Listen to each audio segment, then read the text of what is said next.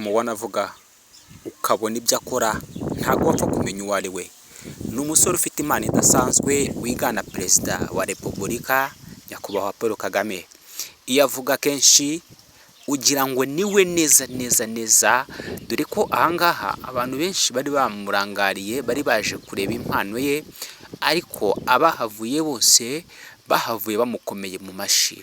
Nta muntu wavuye adasetse uko yaje asa kose, dore ko uyu musore afite impano idasanzwe yo kwigana abantu batandukanye bagiye batuye hirya no hino ku isi.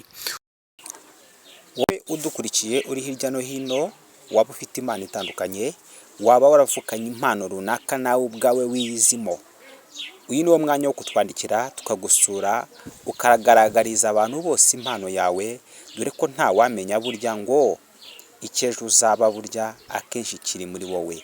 Noneho wowe wakanze subscribe turagushimiye, nawe utarakanda subscribe kanda subscribe kugira ngo ibiganiro byacu bijye bihora bigucaho 5 kuri 5. Turabashimiye. Mwari turikiyeho turasanga abana bazi gushakisha ubwiza bisiga amavuta atandukanye n'ibindi bintu bitandukanye, n'abana bazi gufata makeup bakikoraho rwose rikaka.